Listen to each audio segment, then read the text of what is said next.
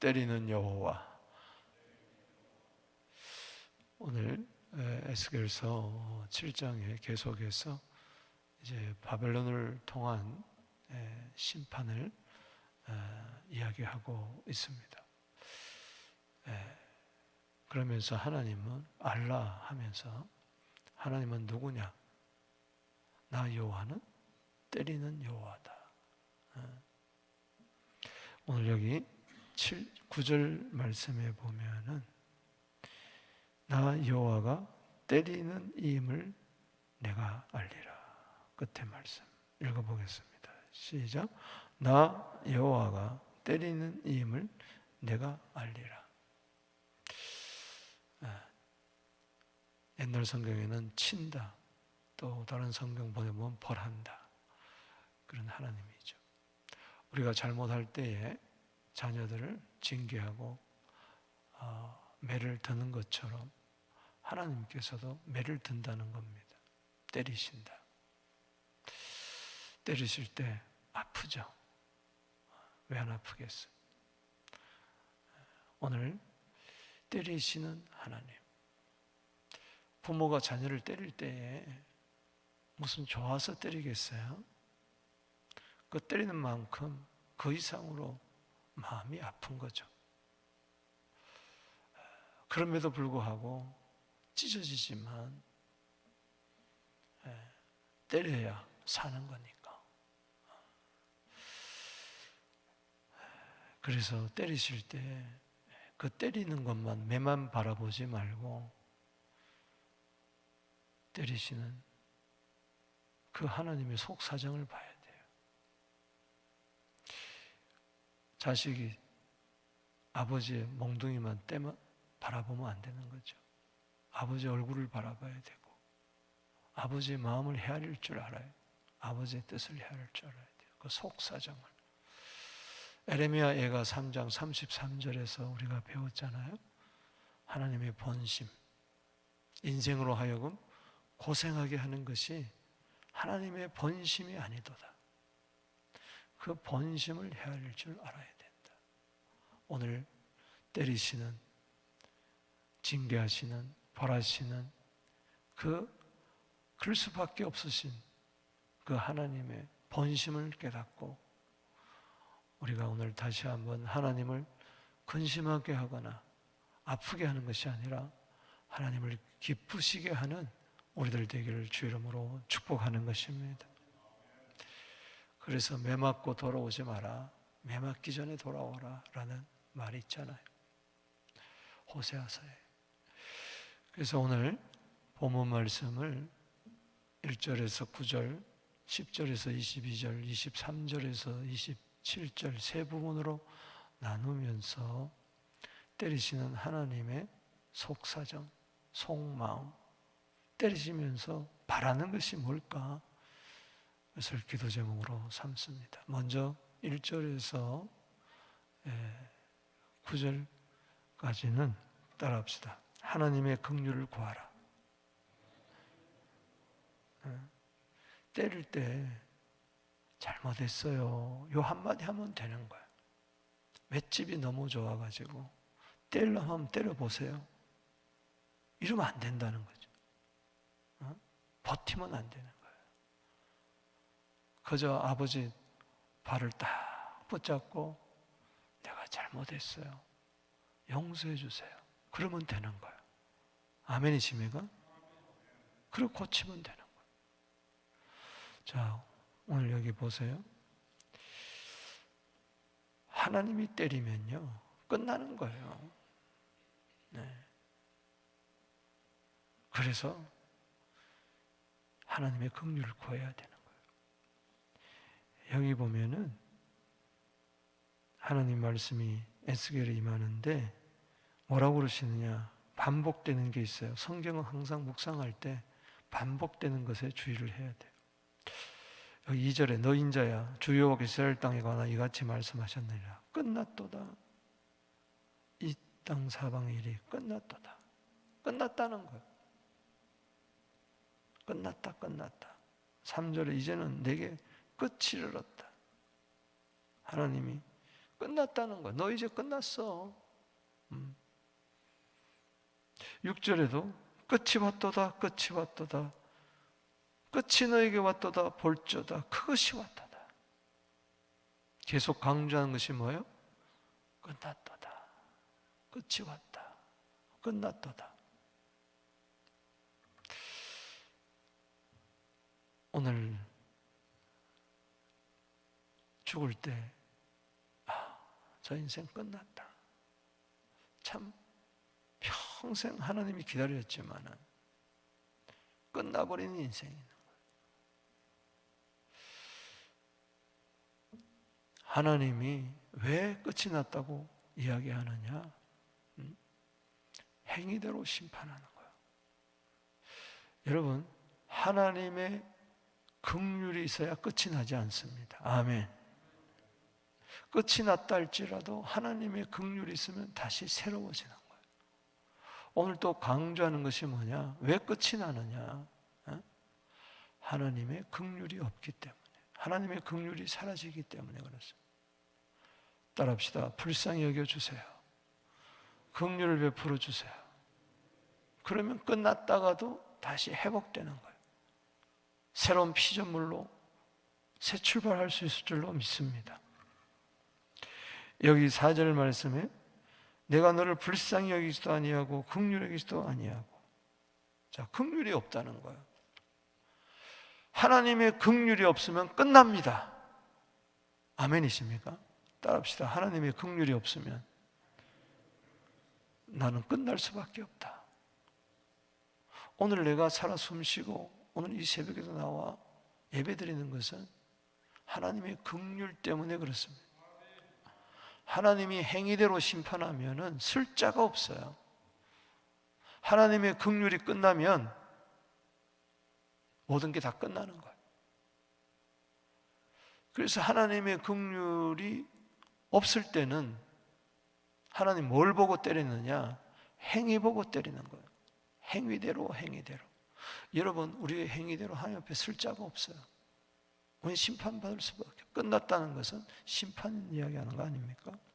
여기 4절 말씀 다시 읽겠습니다. 시작. 내가 너를 불쌍히 여기지도 아니하고 긍휼히 여기지도 아니하고 내 행위대로 너를 벌하며. 행위대로. 긍휼이 끝나면은 행위대로 심판받기 때문에 우리는 끝날 수밖에 없는 거예요. 심판받을 수밖에 없어요. 진노 가운데 처할 수밖에 없는 거죠. 여기도 보세요. 8절 말씀, 하나님의 진노가 행위대로, 따라합시다. 행위대로 너를 심판한다.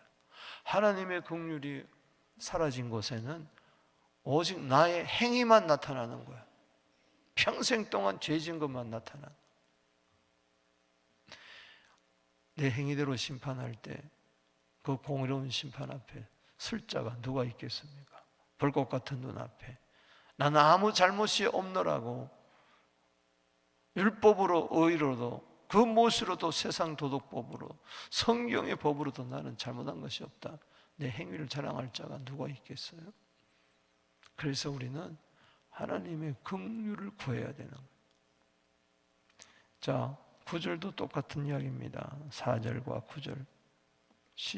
9절 시작. 내가 너를 불쌍히 여기지도 아니하며 긍휼도 여기지 아니하고 내 행위대로 너를 벌하여 너희 가정한 일이 너희 중에 나타나게 하리니 나 여호와가 때리는 여호와다. 그래서 우리는 하나님 늘 긍휼을 구해야 돼요. 할렐루야. 긍휼은 뭐냐? 행위대로 심판하지 않는 것이 하나님의 긍휼이에요. 그래서 늘 은혜와 긍휼 구해야 될 줄로 믿습니다. 다니엘서 9장에 보면은 에레미야서를 읽다가 다니엘이 70년 만에 바벨론에서 돌이킨다는 말씀을 듣고 기도하잖아요. 그때 다니엘서 9장에 보면 백성의 죄를 자기의 죄로 여기고 하나님 앞에 중보 기도를 하면서 다니엘서 9장 18절에 하나님 눈을 떠서 보세요, 귀를 기울여 들으세요 하면서 이 황폐한 상황을 보시옵소서. 우리가 간구하는 것은 우리의 의를 의지하는 것이 아니고 하나님의 긍휼을 구함입니다. 아멘. 우리의 의를 가지고는 하나님 앞에 나아갈 수가 없어요. 하나님의 긍휼만이 우리를 살릴 줄로 믿습니다. 아무리 끝장난 인생이라 할지라도 하나님의 긍휼, 하나님의 긍휼을 구하세요. 하나님의 매가 멈춰지는 것이죠.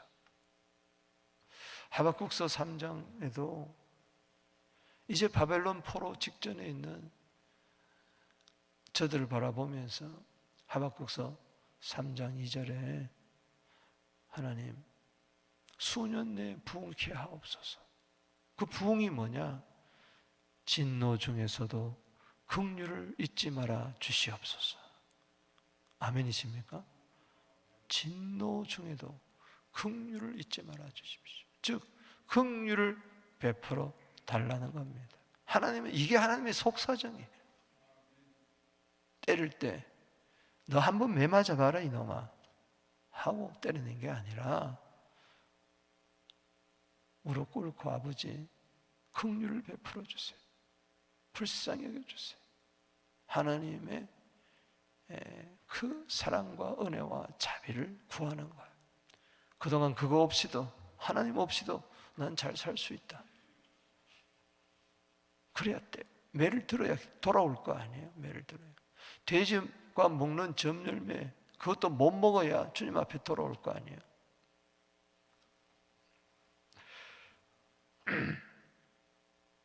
이사야 54장 6절에 보면 내가 넘치는 진노로 내 얼굴을 내게 잠시 가렸으나 영원한 자비로 너를 긍휼히 여기리라.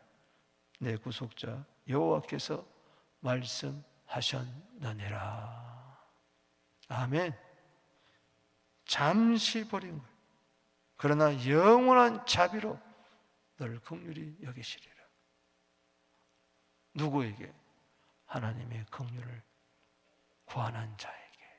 따라합시다. 하나님, 우리 자녀를 불쌍히 여겨주세요. 우리 교회에 긍휼을 베풀어 주세요. 우리 성도들에게 자비를 베풀어 주세요. 이 나라, 이 민족, 저 북한 땅, 저 시리아, 저곳에 하나님의 긍휼이 있게 하여 주옵소서. 대신 여러분들을 긍휼을 구하게 되기를 바랍니다. 이게 하나님의 속사정이에요. 때리는 하나님의 속사정. 그 다음에 10절에서 22절까지는 하나님 앞에 겸손하라는 겁니다. 이게 하나님의 속사정. 교만하지 말고, 왜 때리느냐? 교만하지 말고 겸손하라는 거예요. 하나님이 때리는데 바벨론 몽둥이를 통해서 때리는 거예요. 바벨론 몽둥이가 하나님의 매였어요. 그걸 깨달으라는 거예요. 왜 때리느냐? 교만해서. 교만한 몽둥이로 교만한 자를 때리세요. 자, 여기 10절에 보세요. 볼지어다 그날이로다 볼지어다 임박하도다 정한 재앙이 이르으니 몽둥이가 꽃이 피며 교만이 싹이 났도다. 여기 몽둥이는 바벨론을 말합니다. 이제 바벨론이 점점 신흥 강국으로 막 꽃이 피고 막 열매가 맺는 것처럼 확 일어나고 있어요. 아수르도 무찌르고 주위 여러 나라들을 무찌르고 예루살렘을 1차, 2차 공격하면서 막 다 잡아가고, 다니엘이 1차 포로 때, 2차 포로 때 이 에스겔이 지금 잡혀가서 포로 생활하고 있지 않습니까? 이제 곧 3차 이스라엘 백성들을 예루살렘을 공격해서 완전히 성소를 더럽히고 불태우는 거예요. 바로 그 직전에 모습을 바벨론 몽둥이가 꽃이 피고 열매를 맺었는데 교만이 싹이 난 거예요. 11절에 시작. 포악이 일어나서 죄악의 몽둥이가 되었은즉 바벨론이 교만한 죄악의 몽둥이, 기고만장한 거예요.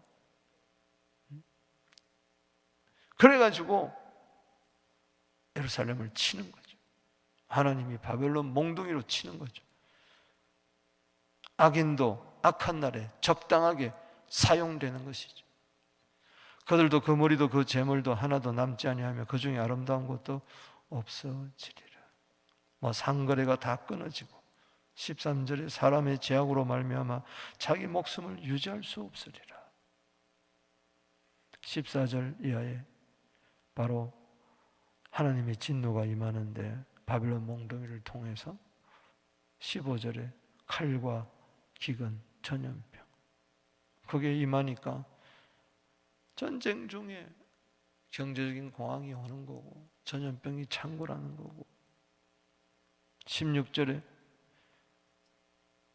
죄악 때문에 비둘기처럼 슬피 울고, 17절에 피곤하고 약하고, 따라합시다, 슬프고 피곤하고 약하고, 18절에 두렵고 수치가 있고. 여러분, 전쟁이 났는데 은행도 문 닫고 먹을 것도 없고 성은 포위가 돼가지고 마실 물도 없고 자기 아들을 삶아 먹고 그런 상황이잖아요. 여러분, 금과 은이 그때는 오물이 되는 거예요. 거래가 없어요. 여기 13절에 파는 자도 판 것을 얻지 못하고. 그러니까 차라리 빵 한 조각이 낫지 빵 한 조각하고 금덩이하고 바꾸는 거예요. 그래도 그 빵도 없는 거예요. 번쩍번쩍하는 금, 은이 무슨 소용이 있어요? 은행에 가득한 금괴가 무슨 소용이 있냐고요. 그럴 때가 온다는 이야기. 그게 오물이에요, 오물. 그래서 19절에 그들이 은을 거리에 던지며 금을 오물같이 여기리라. 보물이 오물이 되고 말아요. 그걸 보여주는 거예요. 너 은금이 보배가 아니라 여호와를 경외함이 보배다. 아멘. 진노를 내리는 날에 은금이 능히 그들을 건지지 못한다. 하나님의 진노 앞에요, 은금이 나를 구하지 못해요. 은금 가지고 천국 못 가요. 은금 가지고 죄사함 받지 못해요. 은금 가지고 하나님의 의를 얻지 못해요. 은금 가지고 평강을 얻지 못해요. 그 무엇도 안 되는 거예요. 은금 가지고 마귀를 못 이겨요. 죄와 사망과 사탄의 권세를 은금 가지고 못 이겨요. 아멘이십니까? 은금은 가지고 심령을 족하게 하거나 창자를 채우지 못하고 오히려 그것이 죄악의 걸림돌이라. 따라합시다. 은금이 오물이 되고 은금이 죄악의 걸림돌이 되는 거예요. 은금을 줄 위하여 사용하세요. 할렐루야. 안 그러면 당신에게 오물이 되고 죄 짓는 도구가 될 거예요. 은금이 디딤돌이 되어야지. 믿음의 디딤돌이 되고 하나님 나라를 위하여 디딤돌이 되어야지. 죄악의 걸림돌이 되어 거기에 걸려 넘어지면 안 된다는 이야기예요. 은금의 욕심이 있어가지고 탐심이 있어서 은금 때문에 교만 떨다가 보물로 여겼던 것이 오물이 되고 내 인생을 업그레이드 해줄 것 같았는데 그게 오히려 걸림돌이 되어 넘어지고 만다는 겁니다.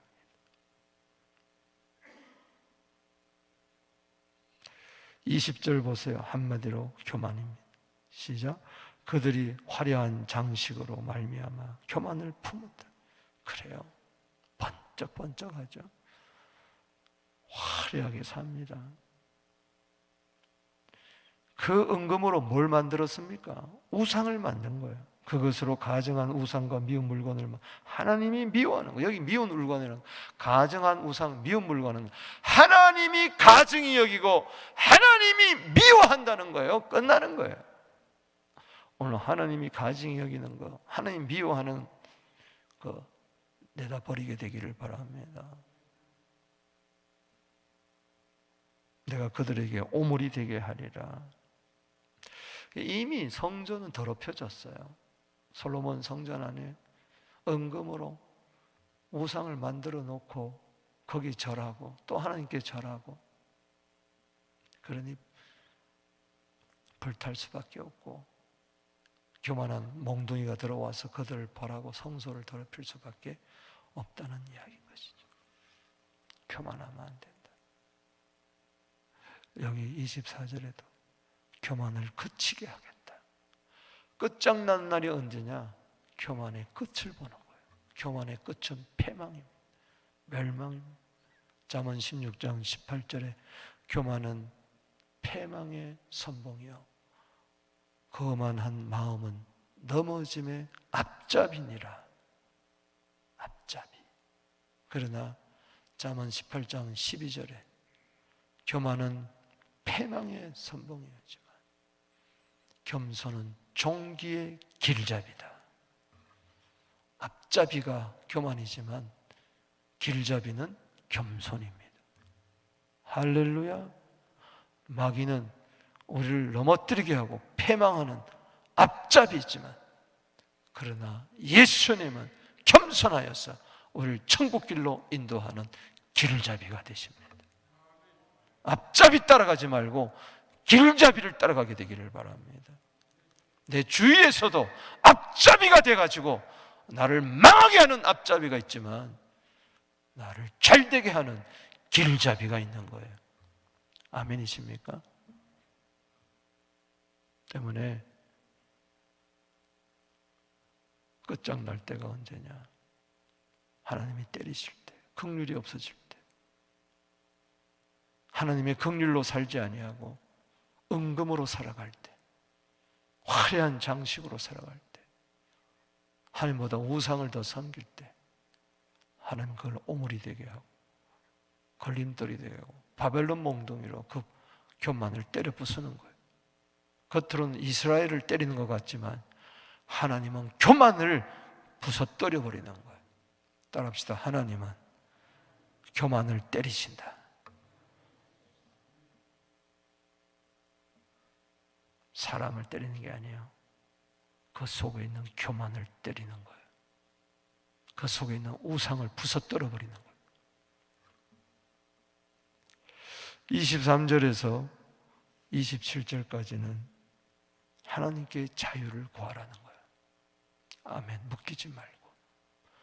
자, 끝장을 보는데 몽둥이를 통해서 이제는 쇠사슬을 통해서 여기 23절에 너는 쇠사슬을 만들어라. 에스겔에게 명령합니다. 쇠사슬을 만들어라. 묶어버리라는 거죠. 묶인다는 거죠. 바벨론이 쳐들어오면은 전부 다 포로로 잡아가는 거예요. 특별히 마지막 왕 시드기야 왕 쇠사슬로 꽁꽁 묶여가지고 굴비 엮듯이 수많은 사람들이 뒤어서 전부 다 쇠사슬에 꽁꽁 묶여가지고 바벨론으로 3차 포로 때 잡혀가잖아요. 바로 그걸 예표하는 거예요. 너는 쇠사슬을 만들라. 이는 피 흘리는 죄가 그 땅에 가득하고 포악이 그 성읍에 찼으리라.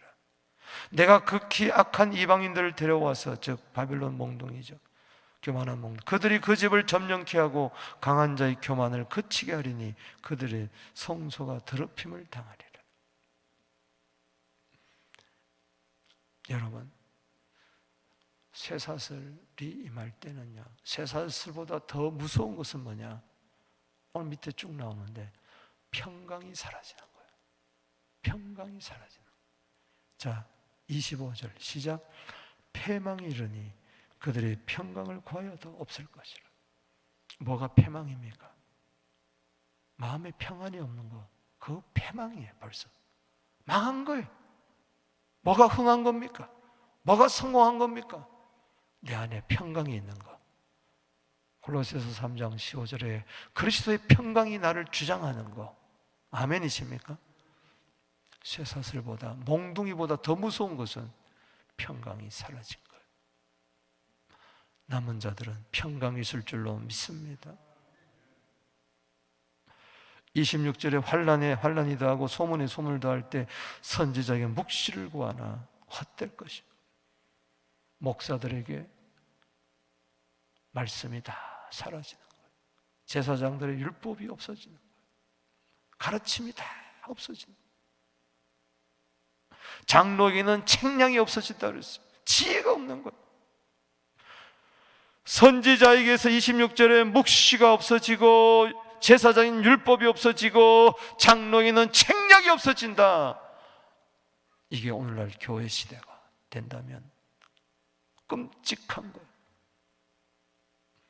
홍수 시대에 오히려 식수가 없는 것처럼 수많은 유튜브를 통해서, 교회를, 강단을 통해서 말씀이 쏟아지지만 과연 하나님의 회의에 들어가서 받은 거냐? 말씀을 빙자하여 자기 마음대로 난도질하는 말씀인가? 오늘 상가 조심해요. 교회 안에 인문학이 들어오고 철학이 들어오고 사상이 들어오고, 도대체 스님이 설교하는 건지 목사가 설교하는 건지 막 헷갈리고, 다 없어졌어. 하나님이 안 주는 거예요.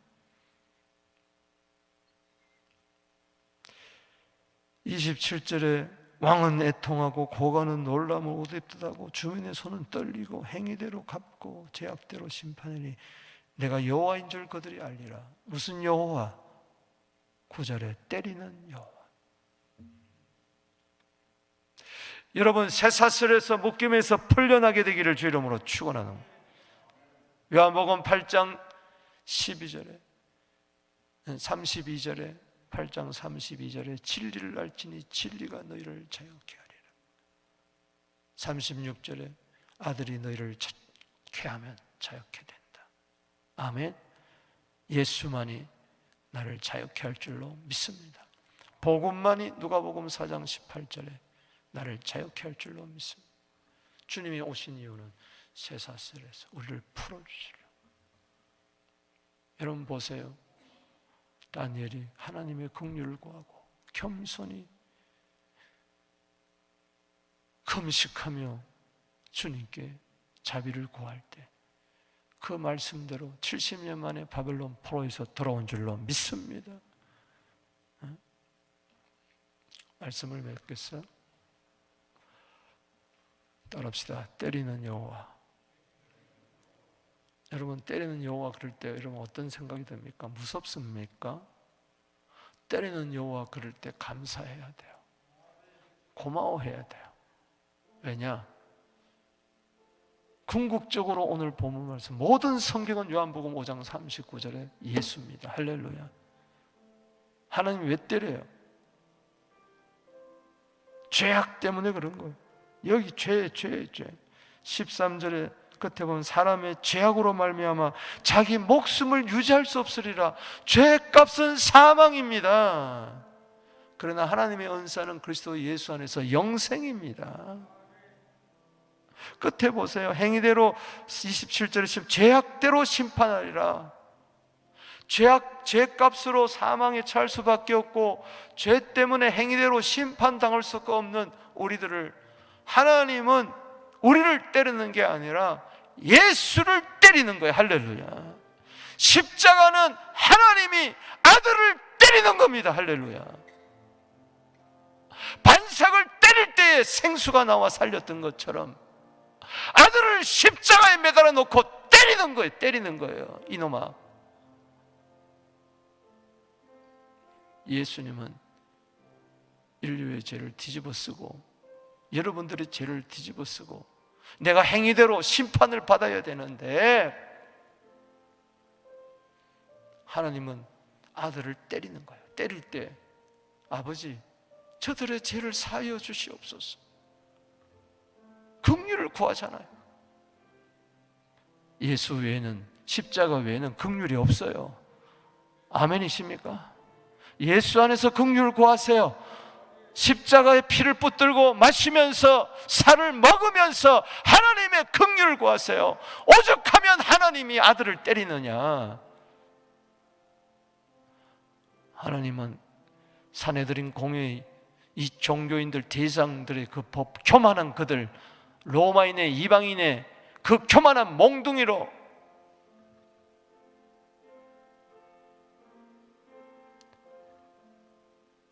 인류의 그 교만한 죄를 다 뒤집어 쓴 예수를 때리는 거예요. 버리신. 오죽하면은 엘리 엘리 라바 사박다니, 하나님 어찌하여 나를 버리셨나이까. 마태복음 27장 46절에 왜 그러겠어요? 하나님이 때리니까. 교만한 죄를 뒤집어 쓴 그를 교만한 몽둥이로 십자가에 못 박아버리는 거예요. 그게 몽둥이에요. 창으로 찌르는 거, 채찍질하는 거, 때리잖아요. 유대인들이 때리잖아요. 얼굴을 때리잖아요. 하나님의 아들이 왜 많이 맞아야 됩니까? 나 때문에, 교만한 나 때문에. 겸손하라. 그래서 겸손을 주는 거예요.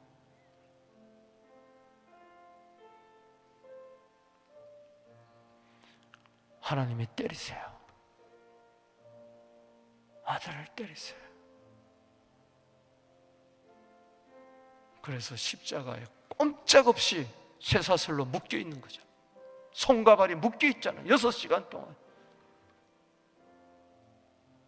쇠사슬로 묶여 있는 것과 같은 거. 꼼짝없이 수치, 온갖 멸시, 슬픔, 우리 대신 다 당한 거. 왜? 우리에게 자유를 주시려고, 마귀에 눌린 자들을 고쳐주려고. 십자가는 하나님이 때리는 거예요. 내 대신 예수님을 때리는 거예요. 그렇기 때문에 예수 이름 붙드세요. 하나님은 당신을 때리지 않습니다. 당신의 행위대로, 죄악대로 심판하지 않습니다. 하나님은 당신을 긍휼히 여기십니다. 예수 안에 있는 자 겸손하게, 예수 안에 있는 자 참 자유를 주십니다. 눌림에서, 묶임에서 해방 주십니다. 오늘 때리시는 여호와 무서워하지 말고 십자가를 바라보며 내 대신 매맞으신 예수님 감사하게 되기를 바랍니다. 오늘 예수 이름 붙들고 다시 그 십자가의 은혜로 끝장난 인생이라 할지라도 십자가 붙들면 된다. 할렐루야. 우리 두 손 들고 주님 앞에 나갑니다. 주여.